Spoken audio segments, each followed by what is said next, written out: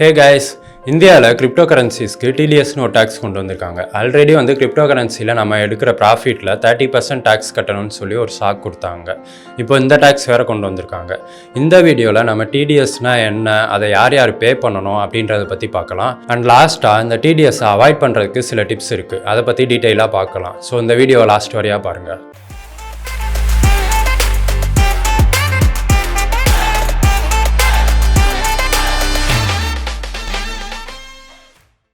Income டேக்ஸோட new regulations படி virtual அசெட்ஸுக்கு, அதாவது crypto currencies, NFTs இதெல்லாம் விர்ச்சுவல் அசெட்ஸ், இதுக்கெல்லாம் 1% டிடிஎஸ் இன்ட்ரடியூஸ் பண்ணியிருக்காங்க. இது ஜூலை 1 இருந்து நடைமுறைக்கு வரப்போகுது. இது இந்த டிடிஎஸ் எப்பப்போல்லாம் பே பண்ணணும்னா, நம்ம கிரிப்டோ கரன்சியை பை பண்ணுறப்போ நம்மளுக்கு டிடிஎஸ் கிடையாது.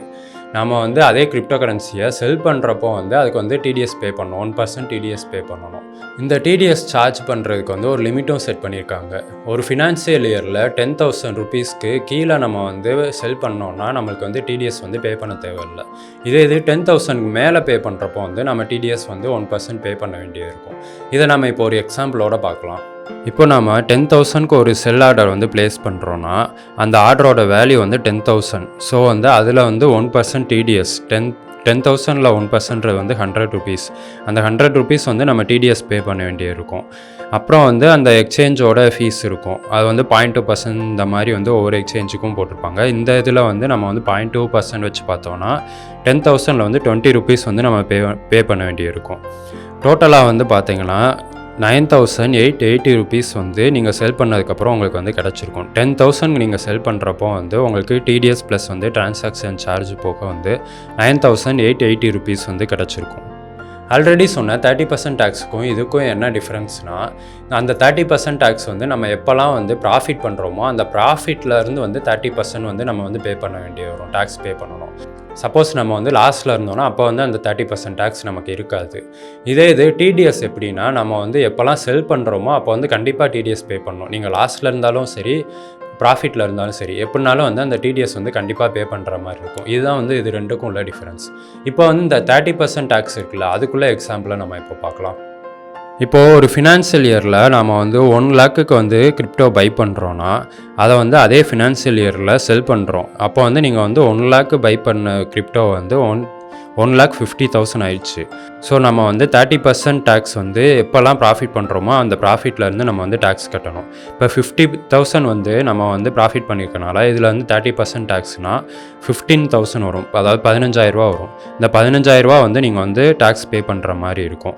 ப்ளஸ் நீங்கள் இதை செல் பண்ணுறப்போ இந்த 15,000 சேர்த்து டிடிஎஸ் இதெல்லாம் பே பண்ண வேண்டியதாக இருக்கும். தென் இன்னொரு நியூஸ் என்னென்னா, இப்போ இந்தியாவில் இருக்கிற எக்ஸ்சேஞ்சஸான காயின்டிசிஎக்ஸ், வசிரெக்ஸ் இந்த மாதிரி எக்ஸ்சேஞ்செல்லாம் இப்போ வரையா எப்படி இருந்ததுன்னா, நம்ம கேஒய்சி பண்ணலனாலும் நம்மளால் டிரான்சாக்ஷன் பண்ண முடியும். ஆனால் அதுக்கு லிமிட் வச்சுருந்தாங்க. நீங்கள் இப்போ 10,000க்கு டிரான்சாக்ஷன் பண்ணிக்கலாம். கேஒய்சி இல்லைனா 10,000 டிரான்சாக்ஷன் பண்ணிக்கலாம். ஆனால் நீங்கள் 10,000 மேலே டிரான்சாக்ஷன் பண்ணோன்னா கண்டிப்பாக கேஒய்சி பண்ணணும்னு சொல்லியிருந்தாங்க. ஆனால் இப்போ நியூ ரெகுலேஷன் படி என்ன சொல்லியிருக்காங்கன்னா, நீங்கள் கண்டிப்பாக கேஒய்சி பண்ணியே ஆகணும். எவ்வளோ டிரான்சாக்ஷன்னாலும் சரி நீங்கள் மினிமம் டிரான்சாக்ஷன்லாம் எதுவுமே லிமிட் அவங்க வைக்கலை. நீங்கள் டிரான்சாக்ஷன் பண்ணணுன்னாலே கேஒய்சி கண்டிப்பாக பண்ணணும். ஓகே, இப்போ நம்ம நமக்கு ப்ராப்ளமாக இருக்கிற டிடிஎஸ்ஸை எப்படி அவாய்ட் பண்ணலான்னு பார்க்கலாம். ஃபஸ்ட்டு நம்ம என்ன பண்ணலான்னா, இப்போதைக்கு இந்த டிடிஎஸ் இவங்க சொல்லியிருக்கிறது இந்தியன் எக்ஸ்சேஞ்சஸ்க்கு தான் சொல்லியிருக்காங்க. இது இவங்களுக்கு மட்டும்தான் அப்ளிகபிள். ஸோ நம்ம என்ன பண்ணலான்னா, இன்டர்நேஷ்னல் எக்ஸ்சேஞ்சஸ் யூஸ் பண்ணலாம். நம்ம பை பண்ணுறதுக்கு செல் பண்ணுறதுக்கு இன்டர்நேஷ்னல் எக்ஸ்சேஞ்சஸ், அப்படி இல்லைன்னா டீசென்ட்ரலைஸ்டு எக்ஸ்சேஞ்சும் யூஸ் பண்ணலாம். அதாவது டெக்ஸு சொல்லுவாங்களா, அதுவும் யூஸ் பண்ணலாம். இதில் நம்ம பண்ணுறப்போ செல் பண்ணுறப்போ நம்ம டிடிஎஸ் பே பண்ண தேவையில்லை. ஸோ நம்ம இந்தியன் எக்ஸ்சேஞ்சஸ் யூஸ் பண்ணுறப்போ தான் செல் பண்ணுறப்போ டிடிஎஸ் பே பண்ண வேண்டியிருக்கும். ஸோ இந்த மாதிரி யூஸ் பண்ணி நம்ம டிடிஎஸ்ஸை அவாய்ட் பண்ணலாம். ஆனால் இந்த மாதிரிலாம் இருக்கிறதுனால சீக்கிரமாகவே இதுக்கு ஏதாச்சும் ஆக்ஷன் எடுத்தாலும் எடுக்கிறதுக்கு சான்ஸ் இருக்குது. அப்புறம் நம்ம என்ன பண்ணலான்னா, இப்போ நம்ம அடிக்கடி பை பண்ணி செல் பண்ணிகிட்ருக்கோம் அப்படின்னா தான் 1% டிடிஎஸ் நம்ம செல் பண்ணுறப்போலாம் பே பண்ணணும். இப்போ 10 தடவை நம்ம பே பண்ணுறோன்னா 1% டிடிஎஸ்னு வச்சோன்னா நம்ம கிட்டத்தட்ட 10% டிடிஎஸ் பே பண்ணியிருப்போம். ஸோ இதை அவாய்ட் பண்ணுறதுக்கு நம்ம லாங் டேர்மில் கொஞ்சம் ஹோல்ட் பண்ணலாம்.